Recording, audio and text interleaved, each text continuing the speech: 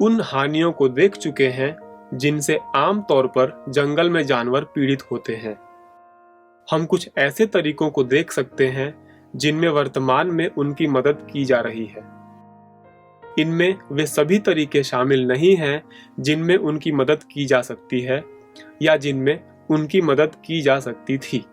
इस पाठ्यक्रम के तीसरे चरण में हम देखेंगे कि यहाँ कई तरीके हैं जिनसे जानवरों की मदद करना संभव है और जिनमें हम इस बारे में और अधिक जानकारी प्राप्त कर सकते हैं।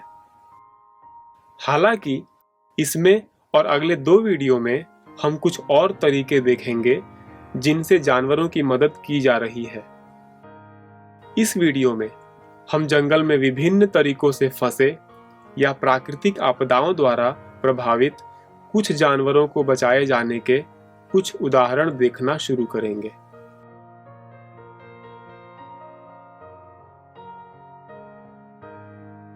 जंगल में जानवर अक्सर दुर्घटनाओं या चोटों से पीड़ित होते हैं।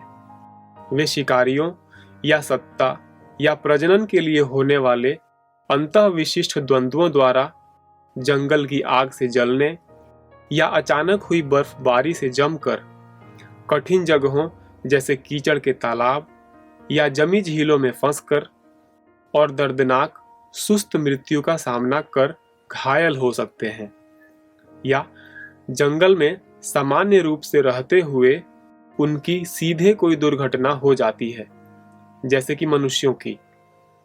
हालांकि जंगल में जानवरों के लिए मुश्किल से प्रभावी मदद उपलब्ध होती है जब वे दुर्घटना या घाव से पीड़ित होते हैं। वे खुद को मजबूत जानवर प्रतिकूल मौसमी परिस्थितियों और प्राकृतिक जालों के प्रति लगभग बेबस लाचार पाते हैं।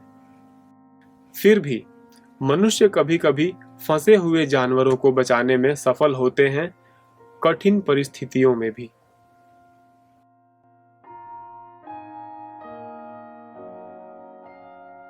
बड़े स्तनधारी जैसे कि हिरण और एल्क जमी झीलों में फंस सकते हैं। वे भोजन की खोज में जमी झीलें पार कर सकते हैं।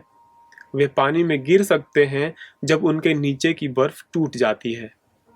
यदि बर्फ कठोर नहीं है तो पानी से बाहर निकलने का उनका प्रयास आसानी से और बर्फ तोड़ेगा।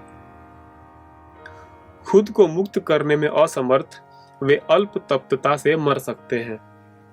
स्तनधारियों में अल्प तप्तता के लक्षणों में कांपना, दुविधा, आलस और कमजोरी, हृदय दर में कमी, सांस फूलना और रक्तचाप और अंततः अचेत अवस्था और मृत्यु शामिल हैं।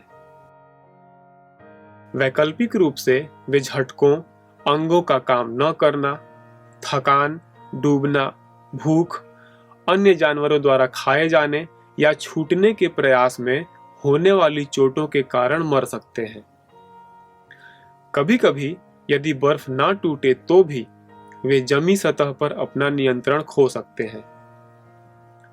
अपना नियंत्रण पुनः प्राप्त करने में असमर्थ वे जमीन से काफी दूर बर्फ में फंस सकते हैं। इन परिस्थितियों से जानवरों को बचाने के कई मामले दर्ज किए गए हैं। पहले वीडियो में हम एक हेलीकॉप्टर चालक को एक फंसी हुई हिरणी को जमी झील से घूमते पंखों द्वारा घिरनी की मदद से ऊपर खींचते हुए देखते हैं। ठंडे क्षेत्रों में जानवर बर्फ के टुकड़ों पर फंस सकते हैं और तट से काफी दूर जा सकते हैं। बर्फ पिघलने और उनके डूबने या ठंडे पानी में अल्प तप्तता से मर जाने तक डरे हुए कभी कभी इन जानवरों की मदद करना संभव है। समुद्री बर्फ द्वारा भी व्हेल फंस सकती है। उनके आसपास बर्फ मोटी होने पर व्हेल गहरे पानी से अलग हो सकती है। ऐसा होने पर वे डूबने, दम घुटने या भूख से मर सकती हैं। हालांकि किनारों पर फंसने से बहुत कम, बर्फ में व्हेल मछलियों के फंसने की दर बढ़ती हुई नजर आती है। तट पर फंसी व्हेल को बचाने की बजाय बर्फ में फंसी व्हेल को बचाना अक्सर कठिन होता है। हालांकि यहाँ सफल बचाव कार्य हुए हैं, जैसे बर्फ तोड़ने की नाव, बर्फ तोड़ने की मशीन, हेलीकॉप्टर बचाव कार्य और सांस लेने के छेद खुले रखने के लिए आरी का इस्तेमाल।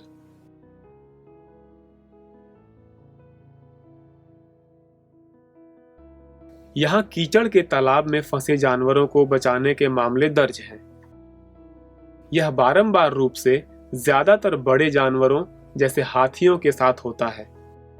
हाथी अक्सर अपनी त्वचा को कीड़ों या सूर्य से बचाने के लिए या अच्छा महसूस करने के लिए कीचड़ के तालाबों में नहाते हैं।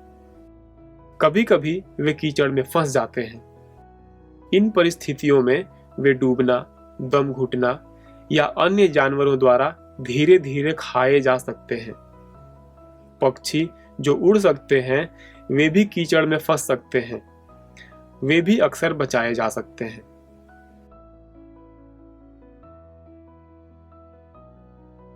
बड़े समुद्री जीव जैसे डॉल्फिन या व्हेल कभी कभी दुविधा में आ सकते हैं और किनारों पर फंस सकते हैं।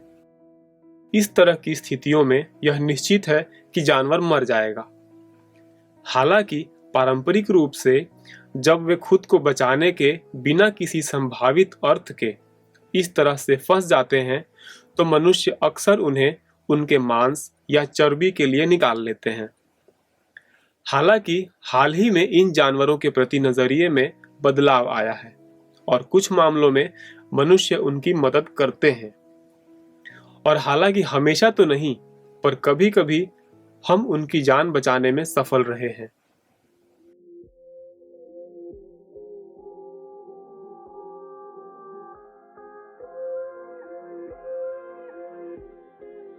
अन्य जानवरों को बचाना जरूरी हो सकता है जब वे प्राकृतिक आपदाओं के शिकार होते हैं।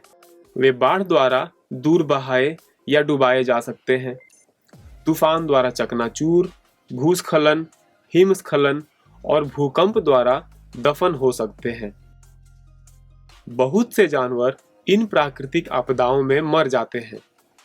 कई मामलों में प्राकृतिक आपदाओं द्वारा जंगल में प्रभावित जानवरों की गंभीर स्थिति को आमतौर पर नजरअंदाज किया जाता है।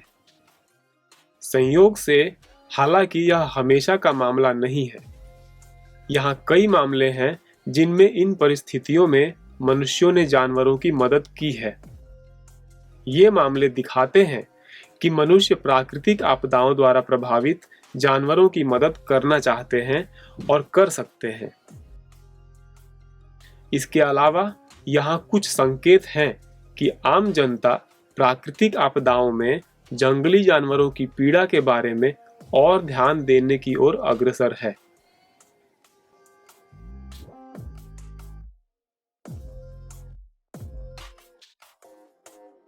प्रकृति में नियमित रूप से आग लगती है। कुछ मनुष्यों द्वारा लगाई जाती है, अचानक या जानबूझकर। अन्य के प्राकृतिक कारण हैं। प्राकृतिक रूप से आग बिजली गिरने, ज्वालामुखी या भूकंप से लग सकती है।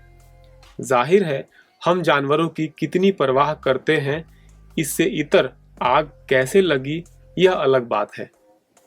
तब हमारा प्रारंभिक ध्यान आग में फंसे जानवरों को पीड़ा या मृत्यु से बचाने में मदद करना होगा।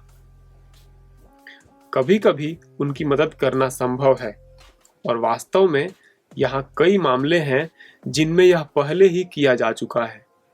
यहाँ ऐसे मामले भी हैं जिनमें आग के प्रभाव से जानवरों की मदद की गई या बचाया गया है।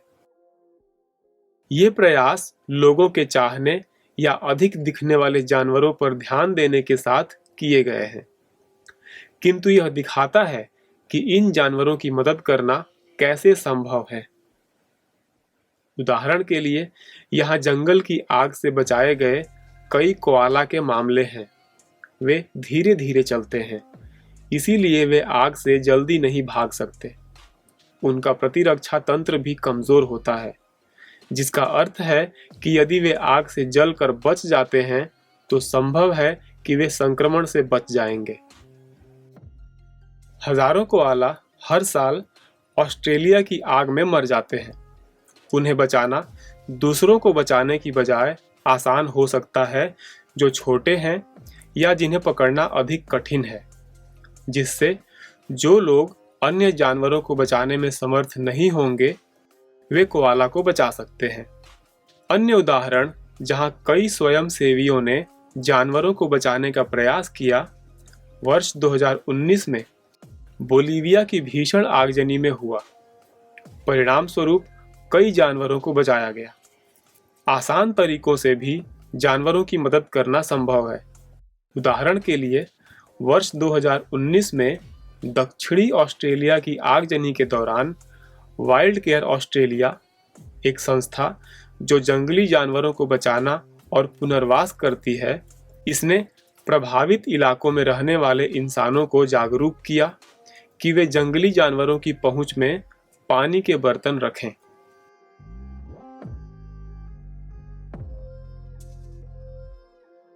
यहाँ कई मामले हैं जिनमें बाढ़ के दौरान जानवरों को बचाया गया है। इसका एक उदाहरण भारत में काजीरंगा राष्ट्रीय उद्यान में हुआ। यह उद्यान असम क्षेत्र में स्थित है जो कि नियमित बाढ़ से ग्रस्त है।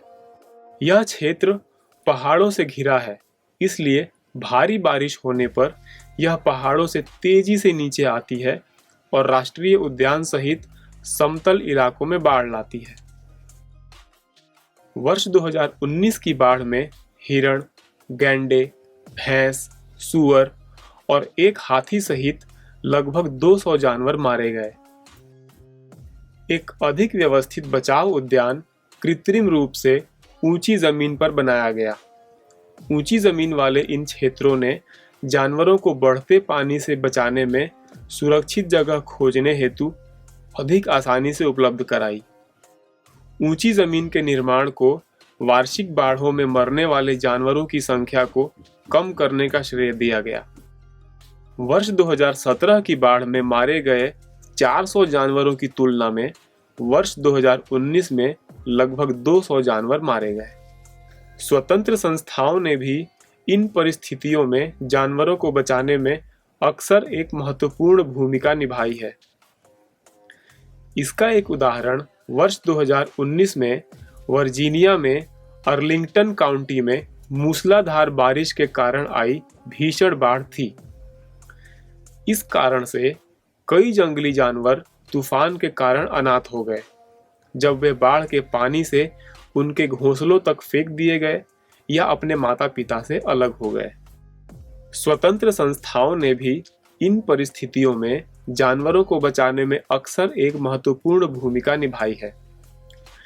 इसका एक उदाहरण वर्ष 2019 में वर्जीनिया में अर्लिंगटन काउंटी में मूसलाधार बारिश के कारण आई भीषण बाढ़ थी।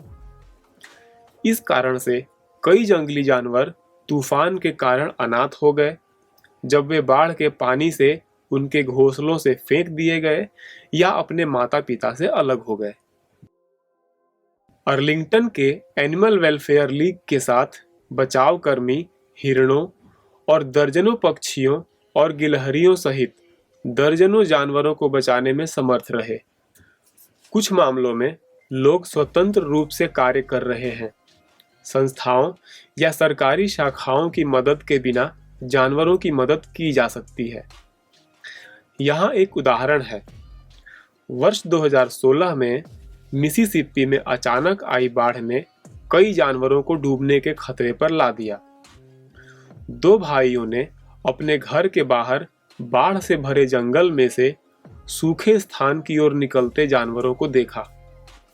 उनके पास एक छोटी नाव थी और उन्होंने बाढ़ में फंसे जानवरों को बचाने का निर्णय लिया। बाढ़ग्रस्त मैदानों से जंगलों तक जाते हुए उन्होंने कई चूहों, छछूंदर और खरगोशों को बचाया।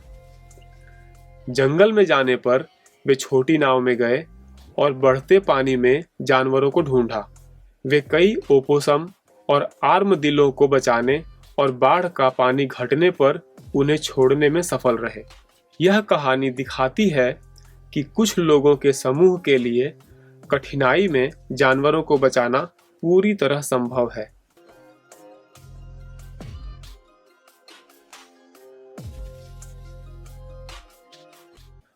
कई तरह की प्राकृतिक आपदाओं से जानवरों को बचाया जा चुका है, जैसे तूफान, भूकंप, सुनामी, भूस्खलन, हिमस्खलन और ज्वालामुखी।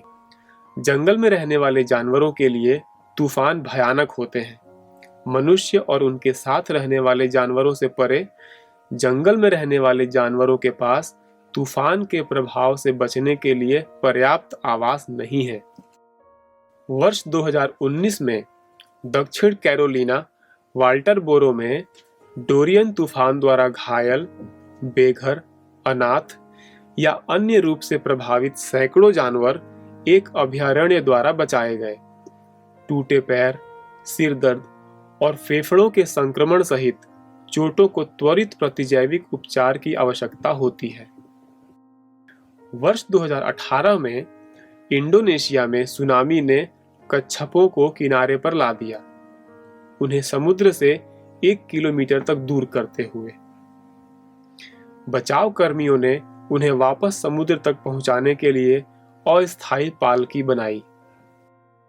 ज्वालामुखी विस्फोट जानवरों को सीधे लावा और राख से दबाकर मार सकते हैं और आसपास के इलाकों में फंसे जानवरों को हानि पहुंचा सकते हैं।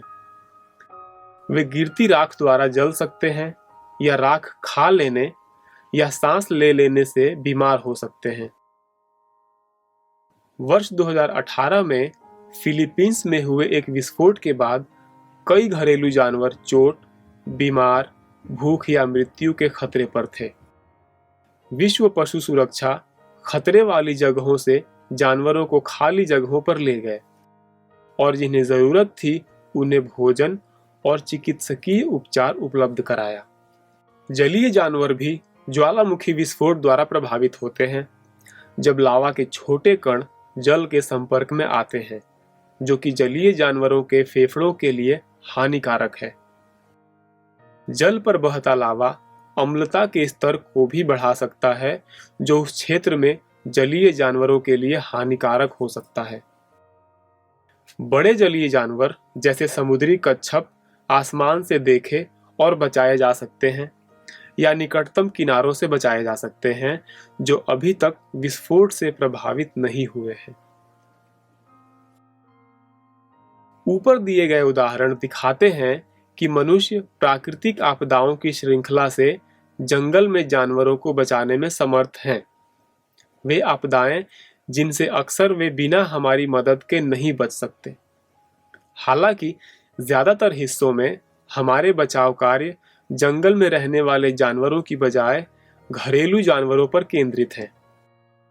यदि हम प्रजातिवाद को अस्वीकार करते हैं तो हमें जंगल में रहने वाले और जानवरों को शामिल करने के लिए हमारी बचाव योजनाओं का विस्तार करना चाहिए। इसका अर्थ यह भी है कि जानवरों को बचाने के तरीकों के साथ आना, उदाहरण के लिए कैसे हम झील या उथले पोखर में मछलियों को बचाना जो लावा द्वारा ढकी या उबलने के कारण खतरे में है। हम जानवरों को भूकंप से कैसे बचा सकते हैं जो आने से पहले जरा भी चेतावनी नहीं देते। अगले वीडियो में हम जंगल में जानवरों की मदद कर सकने के अन्य तरीके देखेंगे।